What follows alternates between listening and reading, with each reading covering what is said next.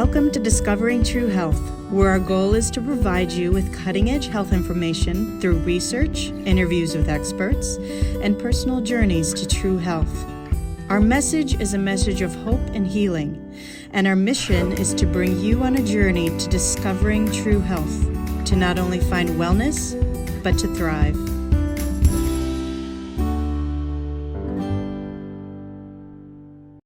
Hello and welcome to Discovering True Health, your weekly deep dive into health and wellness.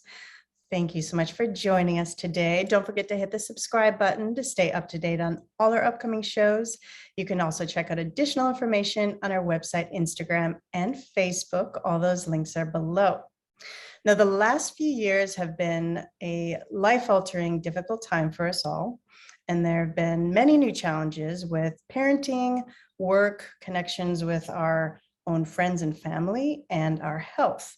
And these challenges have caused a lot more stress in our lives. And we've talked a lot about stress on this show and how it's linked to causing disease and health issues. So because of these extra challenges that create extra stress, it's so important now, more than ever, to find more tools and ways to support ourselves through self-care practices and find ways to really nourish ourselves more. So today we're going to be diving into the importance of self-care practices. We'll be learning what the 3 pillars of self-care are, self-care practices we can all implement, some great mindset tips and tools to help us remain grounded and calm in the chaos of life. And we'll be learning how and why self-care is really the secret to living a life of fulfillment. So to help me out with this today, my guest is Kristin Svets. She's a certified life coach and mindfulness teacher. And in her work, she helps guide driven women to live intentionally through the calm and chaos by helping them reduce the overwhelm and reclaim their happiness. So thank you so much for joining me today, Kristin. Thank you for having me. I'm so happy to be here talking about one of my favorite topics. It's so important. And I'd love to start with hearing a little about your journey first. So can you share with us a bit of your journey, through self-discovery, kind of what brought you there, the kind of work you do now, and what really led you to specialize in helping other women to go through this process of growth and self-discovery? Yeah. So I have always loved personal development. Personal growth is something that I've always focused on as a kid. And even like coming into young adulthood, going through a bad breakup, or as I moved into my late 20s and 30s, dealing with my own health issues and trying to figure out proactive ways that I could empower myself, because all of these transitions in life and issues that we face came back to me as a mindset piece that we could control to an extent our reaction to things happening around us. So on that note, I will say I was in corporate for 10 years. So that's where I spent my 20s. And there's a Charles Swindoll quote that I love, that the premise of it finishes with life is 10% what happens to me and 90% how I react to it. And having that up in my gray little square cubicle for 10 years, I do think really impacted me. But at the same time, I was drawn to it in the first place because I am naturally fascinated to observe people and to observe how our minds work and what we can accomplish when we empower ourselves with that knowledge, that we can shift our perspective and we can be proactive for our own health and for our own minds. So after raising my boys, that was the natural path for me to really jump into helping women figure out as well, like this next transition of life. Life is just this journey of constant transitions. And so when we can go on this self-discovery journey from that perspective of curiosity and empowerment, it makes the journey a whole lot more fun. So that's where I really ended up focusing on working with women, helping them on this self-discovery process, personal growth process, with really my biggest focus being mindset. And I'm also a huge proponent of meditation and breath work, which, well, you'll hear me talk about that in the self-care, because I feel like that's such a huge important part of being proactive and owning our health and owning our self-care. Absolutely. It's so important to be proactive in our own healthcare and self-care. For sure. I mean, there's so many, I've experienced it, with my own health and COVID, going through COVID and being a long hauler, and really, kind of having, there's hospitals and doctors, but there's a lot of pieces that you have to start digging into and figuring out for yourself. Yes. Yes. Yeah. One of those pieces for me was when I was 32 and had just finished, I was a new mom. So I had been pregnant and I had a lot of pregnancy issues, like heartburn and all these things that I deemed to be something that I would deal with when I was older. Right? And so the only solution provided to me at the time was take this pill. You're just going to take it forever.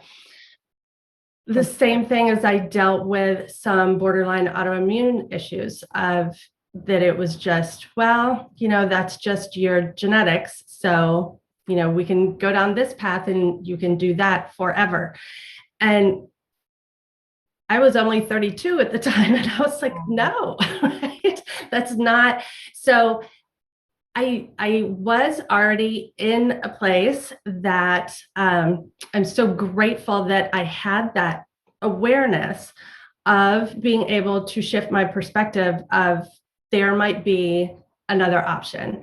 And what is my mindset around that? Like, how do I choose to be proactive and figure this out for what is best for me? So that kind of set me on that journey. Wow. Yeah, it's important to be open-minded, because there's so many different types of, things we can do as preventatives or to, help with inflammation, or, we're going to talk today a lot about all this extra stress, which, studies have found that stress is, one of the foundational causes for a lot of disease and health issues. So, that's a big deal. And if we can mitigate that and figure out how to kind of mitigate it or, diminish, it or deal with it better or release it somehow, that's really where it's at. We can prevent a lot of these things from happening to us or these health issues. Yes, absolutely. Absolutely. So let's dive into self-care and some of the components, because we all need this right now. Our lives, it's such a, critical practice. Now, in your work, you talk about how self-care is the secret to life fulfillment. And I really love how you talk about it. So how and why is it the key to life fulfillment? And what is your mindset around what self-care is? Okay. So self-care, the reason that I say it's truly life fulfillment is that it is self-love. So there is what I see as a mindset block around self-care. When you are not prioritizing it, or you have this instinctual eye rolling, or, just, I don't have time for that, must be nice, all of those thoughts, that is a mindset block of that you think you're not supposed to, that you're too busy with all of these other things. But there's actually nothing more important than taking care of ourselves, because no one else is going to take care of us for us. We have to do it. And so when we have this internal conversation of, I don't have time. I have to go to the grocery store and cook and work and run all the errands and take care of the kids and whatever the hamster wheel is that's telling you that you don't have time, you are showing up to all of those places depleted, stressed, drained, overwhelmed.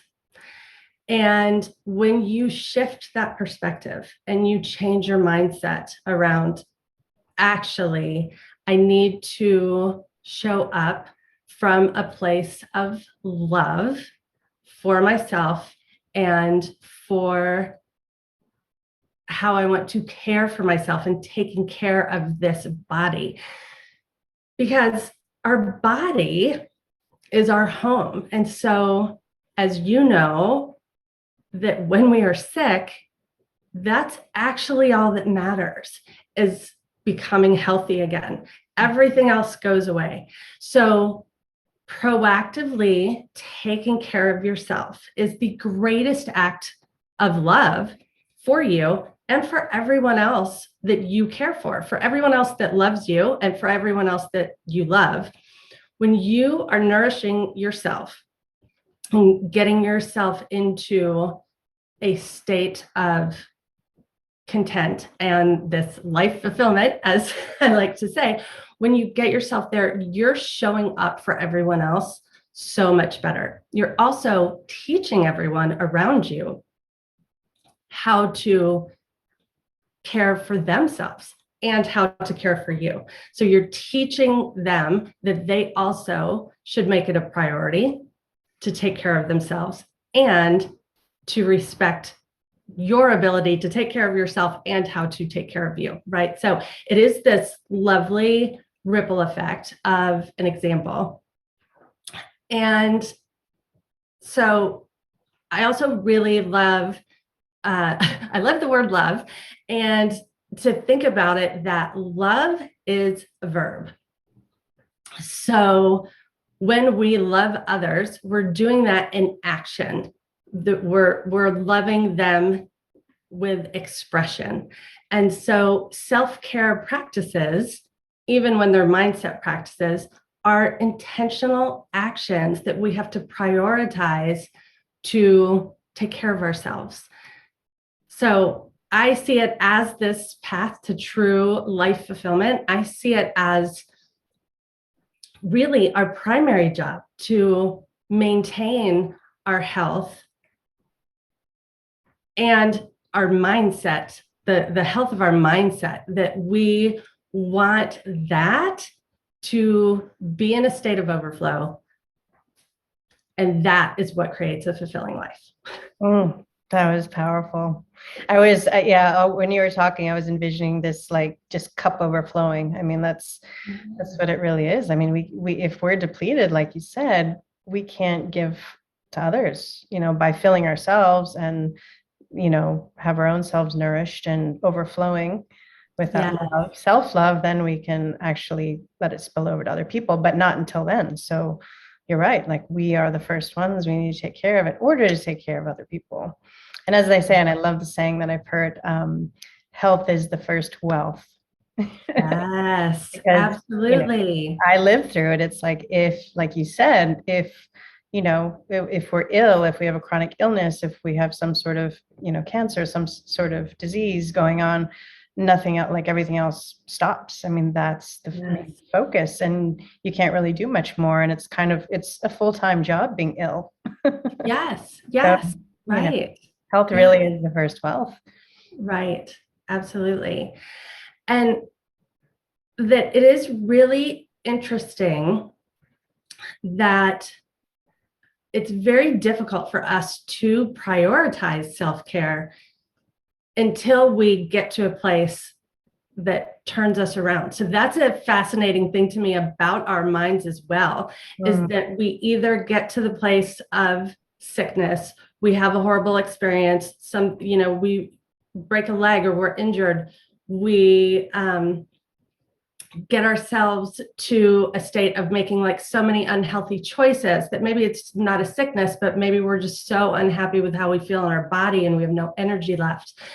And that it's when most often we wait until we hit that point of, I have to do something different. Right. That it's just, you hit that pain point that you're like, this has got to change. And what I really hope to share with the world is that you don't have to wait. Like, there's so much joy in being proactive and making that decision ahead of time, because what that gets you is the inner peace, the mindset strength, so that when all those other things happen, because you're still going to get injured, illnesses can still show up, all of those other things happen, you are going to be in a position to handle it so much better because you have filled yourself up to prepare for it. Right. You have the tools and you're in a good place. And why do you think that is? Why do you think it is that many of us, don't feel like, or don't automatically do this self-care thing or take care of ourselves as well as we should, or be our own best friend? I know you talk about, which I love this sentence in one of your blogs, you talk about how, do you treat yourself the way, or do you speak to yourself the same way you would speak to your best friend or even a stranger? I mean, Right. Why do you think that is? Are we programmed? Is it something that happens in childhood? Is it society? It's a combination of all of those things. So I do think some of that is the big picture, like the really interesting scientific mindset piece of our ego. And, that our brains are wired to protect us and keep us super comfortable. And that was really helpful 10,000 years ago when we had to do the whole running from saber-toothed tigers thing. Right. And so that fight or flight is still always within us and wants us to not be seen, to stay small, to stay comfortable. Right.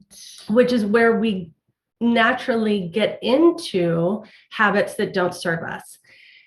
And then that's combined with the societal standpoint of that we all somewhere along the way adopted this idea that self-care was selfish. That like, oh, it must be so nice for you to have time to go on a girls' trip, or it must be so nice for you to have time or the money to get a massage, or right. All of there's a message, this just underlying. Yes, there's an underlying conversation happening that, because we grew up hearing it, that even when we cognitively say, well, I don't really think that, it's running in the background, it's running in our subconscious thoughts. And so we want to prioritize it, but we don't.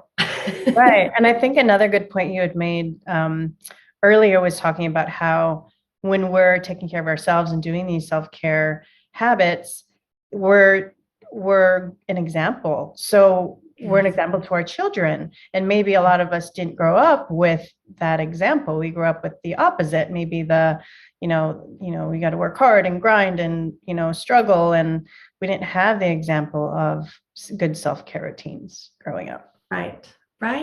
It is fairly new. I feel like the previous generations didn't really think that way or have that. Right. I think it is a new awareness of the knowledge of how important it is and what a difference it makes in our stress levels, in our inflammation levels. I do feel like as time is passing and illnesses and stress is increasing, that we actually need it more. Yes. Right. Especially with the way that social media is bombarding our brains all day long with all of the different things. Mm-hmm. Just the way that life is, anxiety levels are at an all-time high, and then tie it into all the other things going on in the world and coming off of the 2-year pandemic. And there's just so many layers of a growing need to reduce our stress, reduce that internal inflammation. Yes. Take care of ourselves. Not that the generations before us didn't need it. They did need it. but they weren't as aware, because I think what's happening is the awareness is growing at the same time, right? So the anxiety is growing, and with that, the awareness is growing. So the generations before us, they still needed self-care and all of the practices of nourishing yourself, but it wasn't talked about as much because there wasn't as much of an awareness of the difference that it could make. Right. And there are people like you and other people that are kind of out there, really talking about it and doing this and helping people. And you talked about stress, and I also mentioned at the top of the show, and we've talked so much on the show about inflammation and stress and how it's linked to disease and health issues, and how important it is to really get these two things under control. So can a good self-care routine help mitigate and manage stress and inflammation? And what are some of the other benefits or outcomes of a good self-care practice? Yeah. So, from a science perspective, that really depends on what parts of self-care you want to implement. And it is where that is where self-care is very unique to each individual, of where you are in terms of your health journey and your stress level journey, so your mindset journey. And there's absolutely, of course, we all know that exercise reduces stress, and that can be, one of the first parts of self-care, that if you're not regularly exercising, that's one of the best ways to start reducing stress and inflammation. But there are so many additional tools.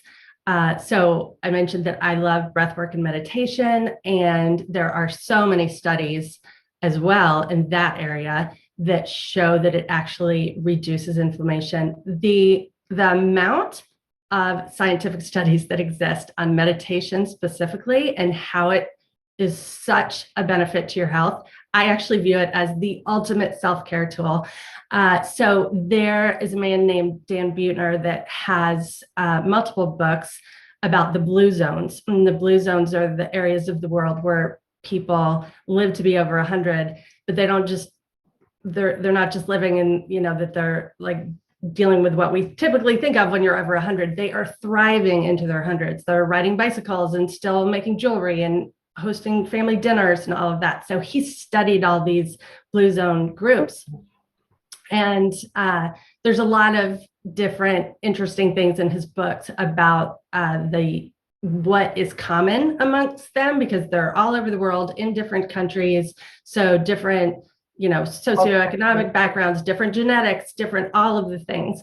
And one of the things that I find fascinating that doesn't get enough press from his books is meditation is consistent and adds years to their lives, years.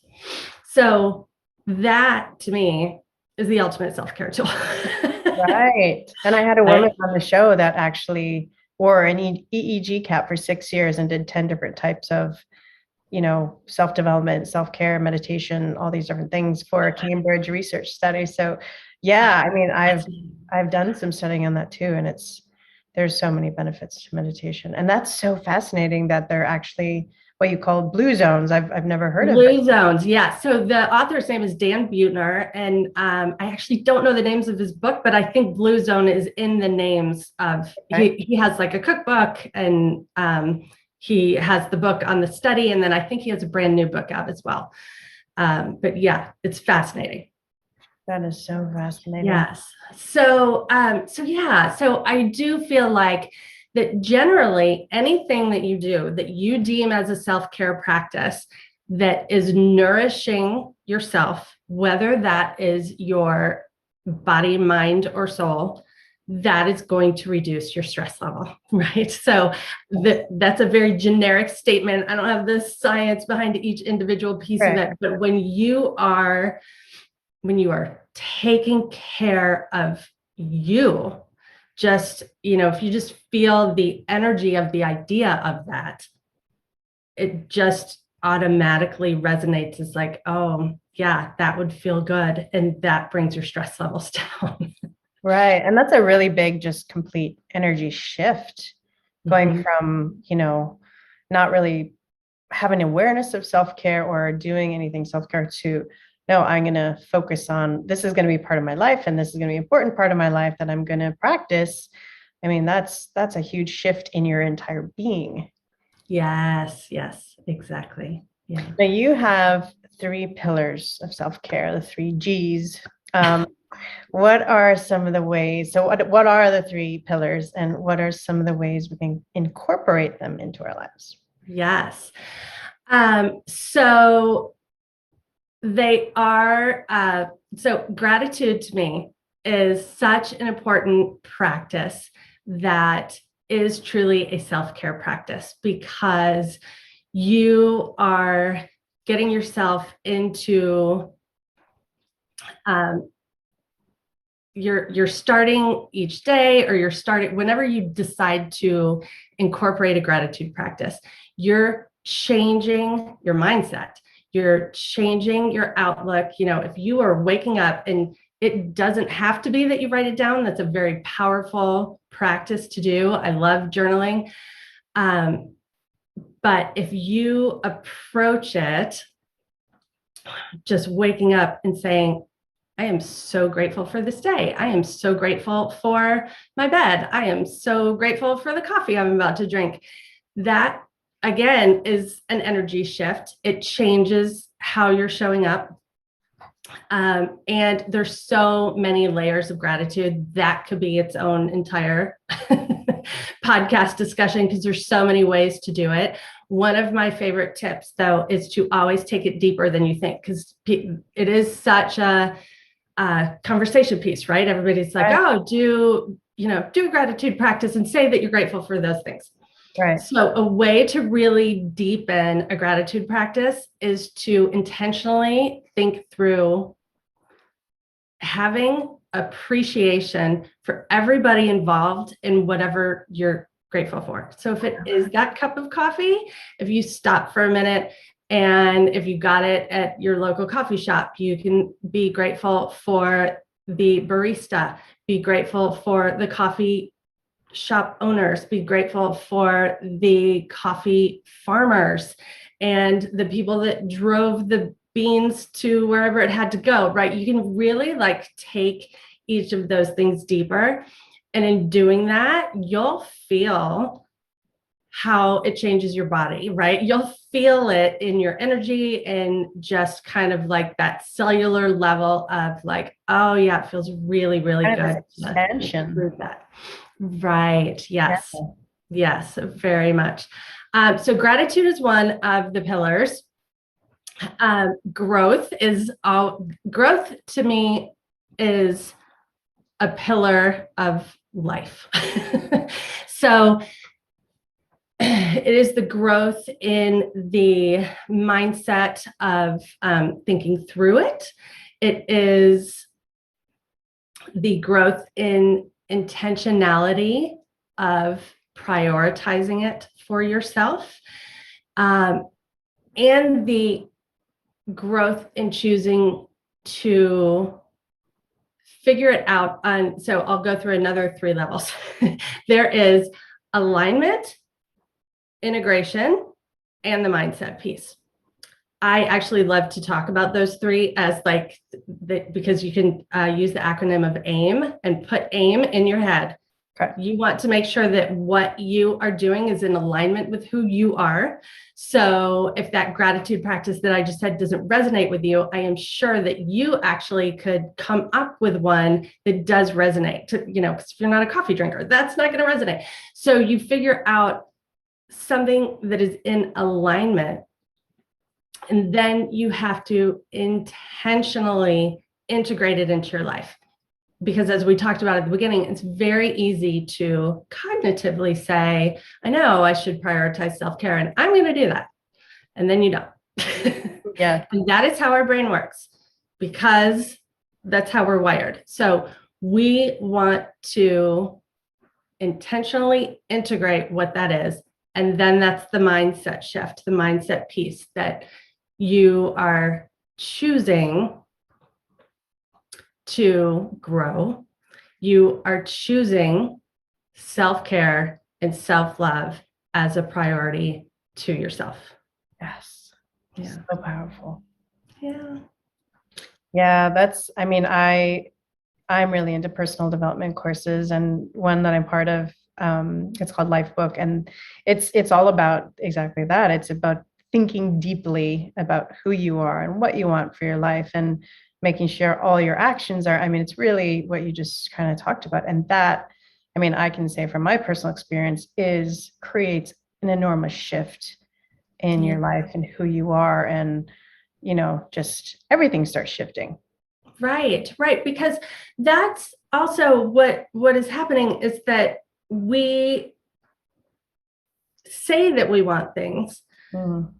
and we say we want to be different, and we say we want to do all of these things. But if you don't intentionally integrate the actions to make yourself do those different things and utilize your mindset to decide to intentionally integrate those actions, nothing changes. So you have the thought, but the follow through isn't there. So it's changing the thought to, I don't just want to, I am going to. This is who I am. This is what I do. This is Right. how I'm going to approach life. Yeah. Well, it's like that concept of when your heart, your mind, and your actions align.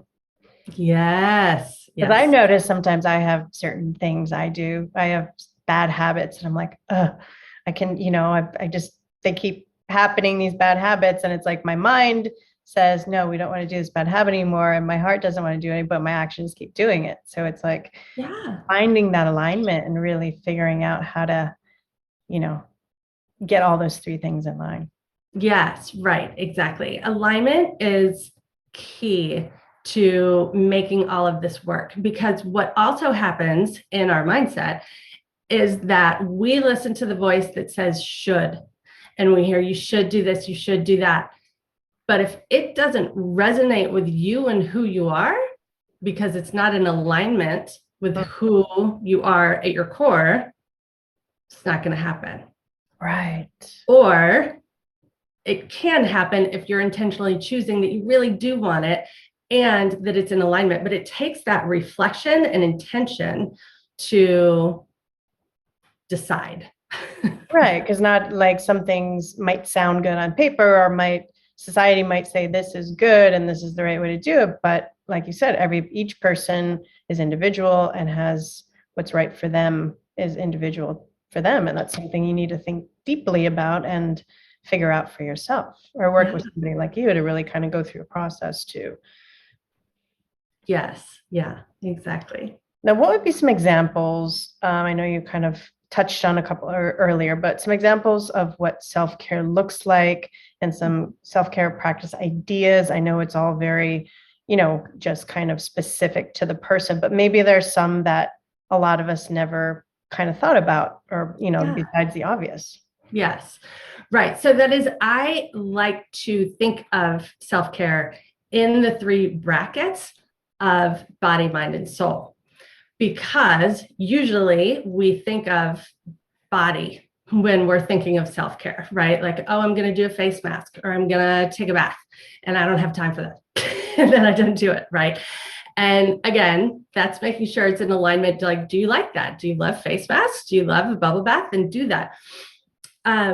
So the body piece of it is so important. It's actually, it is the most important. Like we talked about from a health perspective, the body is the first and most important part, because you have to have the foundation of health, and you have to have the foundation of even healing on this like subconscious level of our bodies are walking around with all of our stress and trauma from our life, right? And from our everyday life right now, and even from like our entire childhood and everything that we've been through. And so taking care and nourishing your body is the most important thing to do to start with.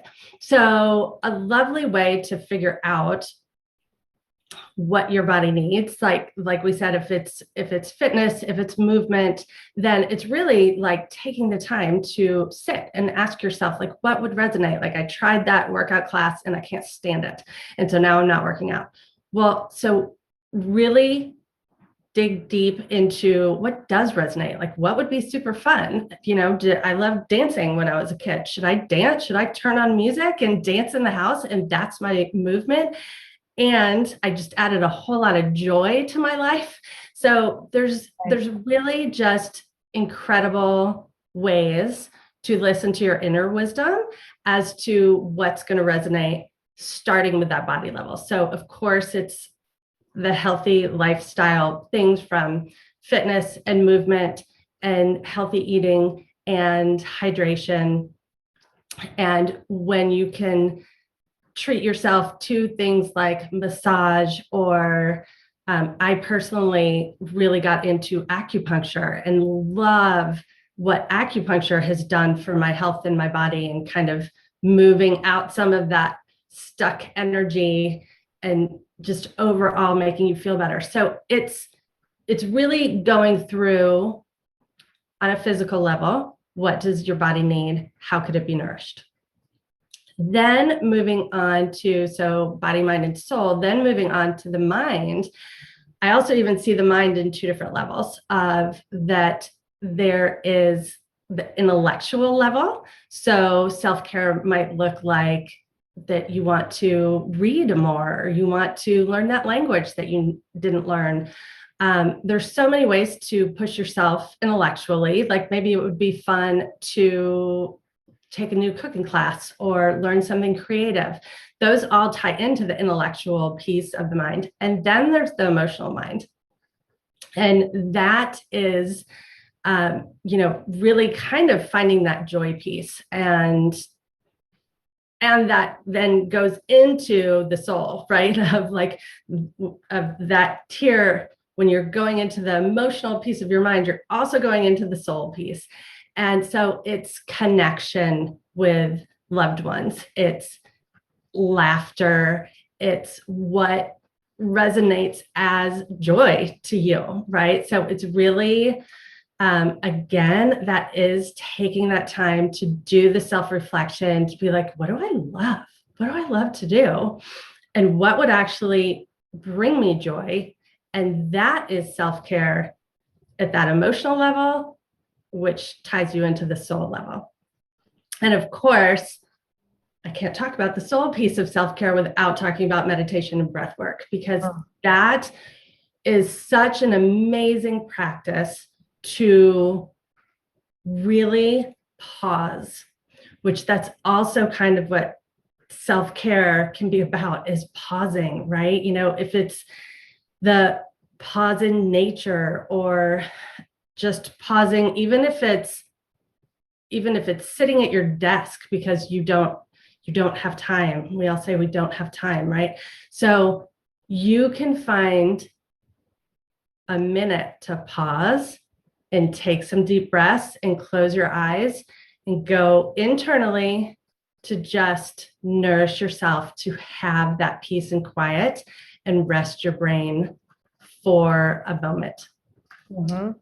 Which that also reminds me that I did not mention in all of that, the mindset piece of it, or in the self-care practice of body, mind, and soul, giving your mind a break from digital overload is also so important. So creating those boundaries on your digital exposure, social media, or whatever is your vice in the digital world that is like taking up too much of your mind space.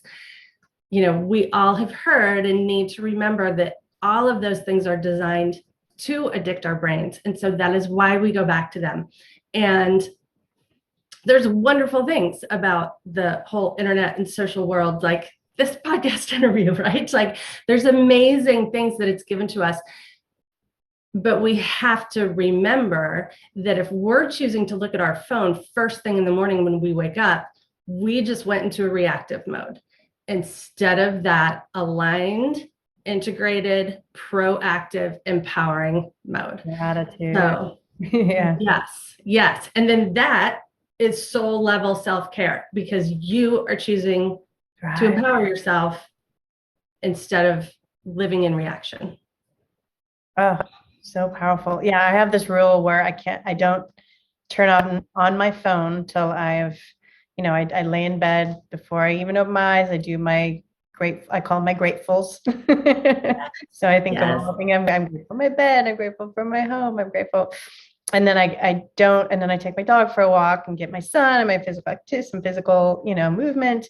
And I can't turn my phone off till I've been on my walk and done my affirmations while I'm on my walk. Then I can turn on my phone. And so I kind of set a little bit of boundary just Yes. beginning part of the day. And I find that does help. But I love the expansion of the gratitude practice that you were talking about earlier. I think Yes. incorporate that. Are there And any particular meditation practices or breathwork practice? I know there's so many different types of meditations and breathwork practices. Is there anything specific you particularly do yourself?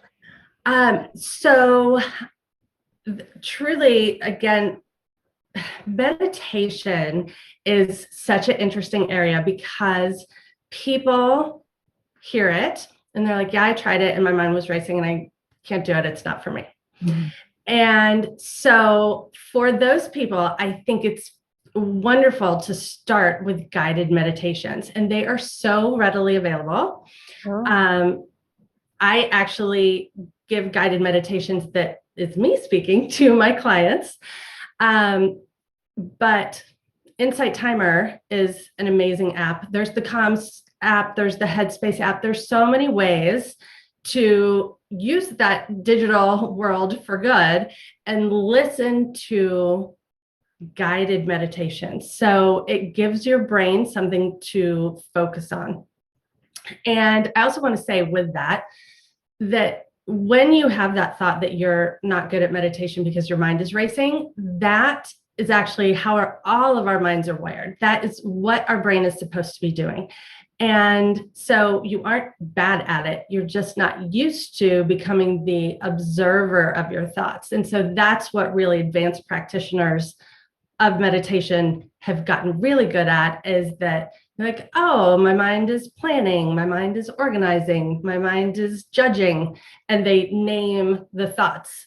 And the way that I teach my clients to think through it is I love to envision that your thoughts are like the clouds in the sky. So sometimes it's a really cloudy day and there are so many thought clouds up there. And other times it's a pretty clear blue sky and there's just like a thought or two floating by. And I feel like that actually gives you some peace and a tool to work with when you are sitting there and your mind is racing, and just know that it's normal. Those are just thoughts that are supposed to float by. In terms of, there's so many forms of meditation. There is transcendental meditation. There are mantra meditations, which I'm also actually certified in. And they're beautiful. And the purpose is to give your brain something to focus on. So that's where I think guided meditations are a great place to start, because you're listening usually to some lovely, affirmations or intentions and ideas. And it's really just centering and beautiful. That is also what I love about breath work. I think breath work is incredible for people. Well, I think it's incredible for everyone. I think everyone should be doing breath work, but especially when you're new to meditation, breath work gets you in your body. It gives your brain an activity and something to do. So it allows you to have this really intense focus, but you're completely present and in the moment, which is this challenge that we're always trying to be more present and create more of. And breath work really trains your brain. It releases so much stress. You can feel it. I mean, we all know, that we've told our kids, or we were told when we were kids, of like, when you have test anxiety or when you're stressed out, just take some deep breaths. And so we've all felt that power of our own breath. right? And our breath is our life-giving force. It's with us the moment we're born until the moment we pass on. And so what's also fascinating about it is it's one of the only tools in our body that operates automatically and we can control. Right. So it's really this beautiful way to release stress, to move ourselves into this calmer state. And so if you combine breath work with meditation, if you do breath work first and then sit in meditation, it's so much easier because your brain is already focused and centered and grounded. So it's really incredible. The easiest breathwork practice to start with is what's called equal ratio breathing or box breathing. Okay. And so you inhale for a count of 4, a count of 5, you hold at the top for that same count. You exhale slowly with control for the same count and hold at the bottom for the same count. Just try doing that 3 times and see the difference of it really moving into, the science of it is that we're always in this fight or flight, which is our sympathetic nervous system. And that taps into our parasympathetic nervous system and our vagus nerve and creates the dopamine release to offset that cortisol and really start to settle in our bodies, release the stress, and just really help you feel so centered and grounded. So those are my very 2 favorite self-care tools. Powerful tools. Yeah. And the thing about the breath, the way it was explained to me once, it's kind of like that's a way to communicate with your body. It's like a communication tool. Like you said, you're breathing shallow and fast. You're in your fight or flight. You can actually communicate with your body, and by changing your breathing to say, hey, body, we're okay. We're breathing slowly now. Yeah, absolutely. It does. It creates that safety in the body. And it really creates an embodiment of whatever intentions that you're setting. So as you're trying to prioritize a self-care practice, when you are doing breath work and you can take these cognitive thoughts, but process them and integrate them into your body, it tells your body, okay, this is how we're operating now. We are going to nourish ourselves. We're going to nourish our body. We're going to nourish our mind. We're going to nourish our soul.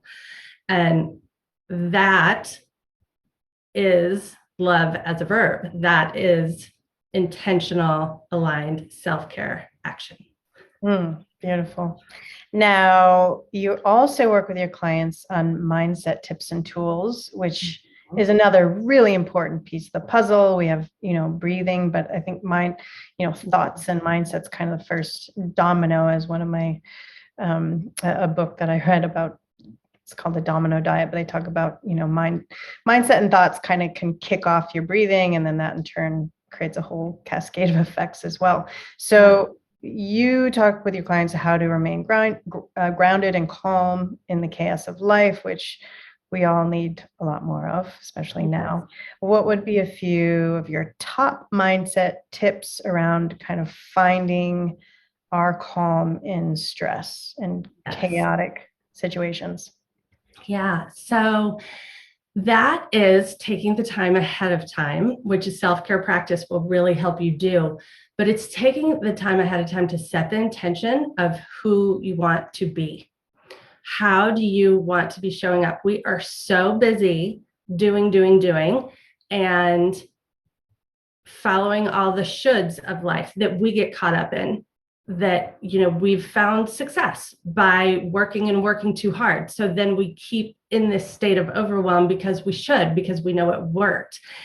And so a great question to ask yourself when you're saying, I don't have time to take care of myself. I don't have time to meditate. I don't have time. Or it could it's anything that sets off a feeling that isn't actually the feeling that you want to have.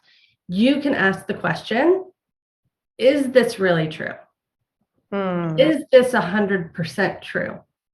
Because some things might have a little bit of truth to it, but is it always true? Is there a scenario where you do have time? Is there a scenario where you could show up to that chaotic moment with a little more self-compassion, with a little more compassion, love, and kindness for others?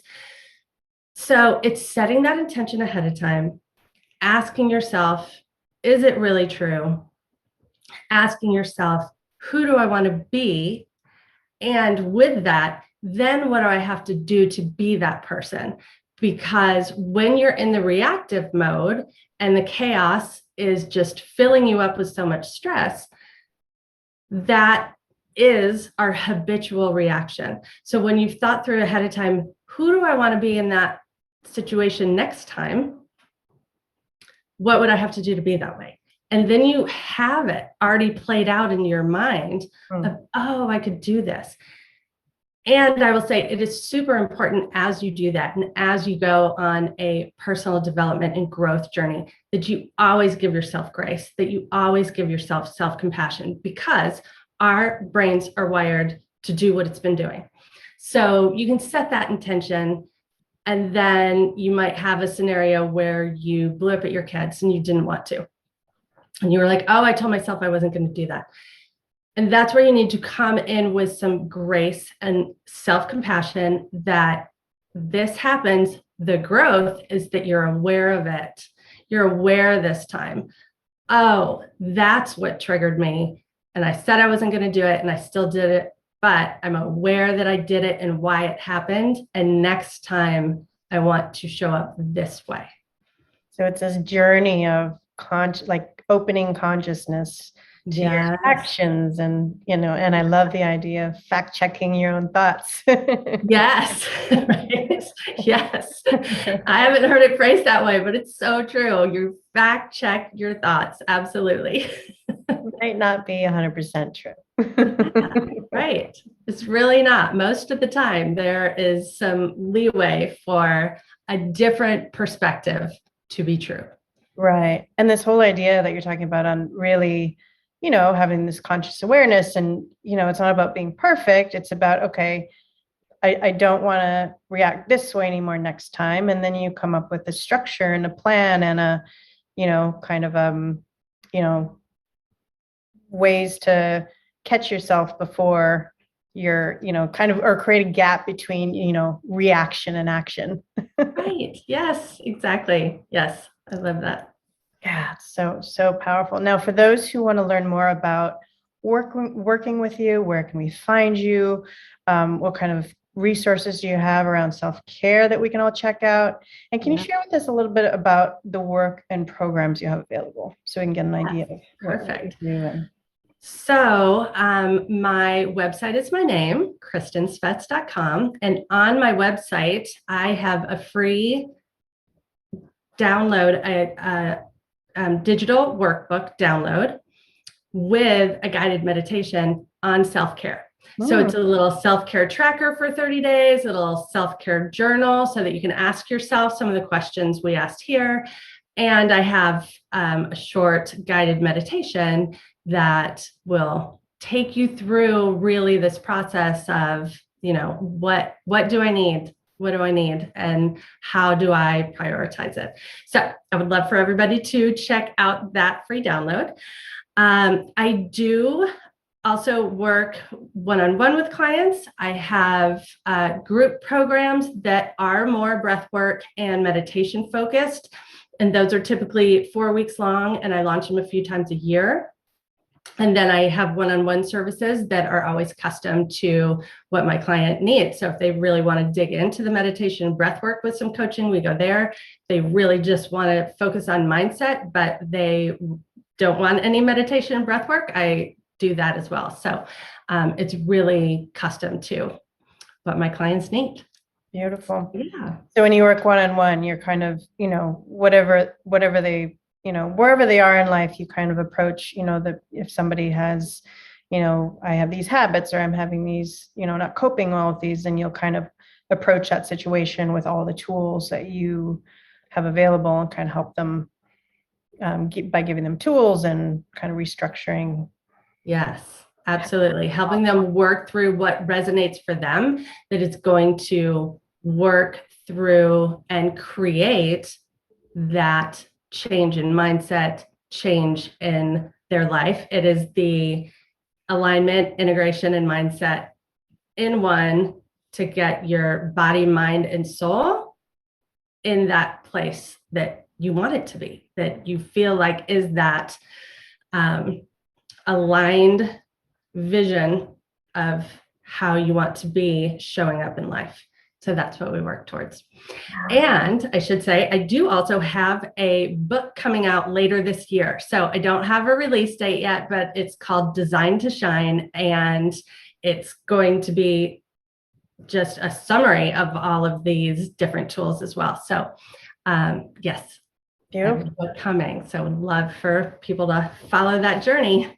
Yes, you'll have to when it's ready, send me over the link and we'll put it up for everybody to check out. And I'll also post links below to where everybody can find you, and we'll post a link to your free download that you have. That sounds amazing. Yeah. Before we wrap up the show, do you have any final thoughts or words for those who are maybe going through a lot of extra stress, challenges, or major changes in their lives right now? Yeah. Really going back to what we talked about at the beginning, that self-care is self-love, and that when you are in a time of great stress, there's actually nothing more important than nourishing yourself. So whatever it is that you feel like you need in the moment, and maybe it's even for those of you that can see the video, I'm putting my hand on my heart saying that. Put your hand on your heart and take some deep breaths and nourish your body, mind, and soul with whatever that looks like. And in a time of stress, I know that you really might not have the time, but you can shift that perspective and find those little moments when if you have a dog and you're still walking the dog, take that moment in the dog park and close your eyes and hear the nature sounds, smell the air, feel the ground beneath your feet. Know that the world is supporting you even in times of stress. So you can prioritize your self-care because it is self-love, and that is the most important thing that we can do. Oh, so powerful. Tears in my I'm like, oh, I'm gonna cry. Well, thank you so much for joining us today and sharing your story and your wisdom around self-care. You really shared some really powerful insights and tools to help us all mitigate stress and live a more fulfilling life during this time when we really all need it most. So thank you so much. Thank you for having me. It was lovely. Remember, knowledge is power. The more you understand about your body, the better you're able to stay healthy and prevent disease. And a reminder, I'm not your doctor, so please don't take this as medical advice. If you have specific questions about your healthcare, feel free to reach out to your practitioner. And if you like this video, please like and share it with others. This information could really help someone you may know. And also hit that subscribe button and the little bell to be sure you don't miss out on our future shows. And join us again next Wednesday for the next episode of Discovering True Health.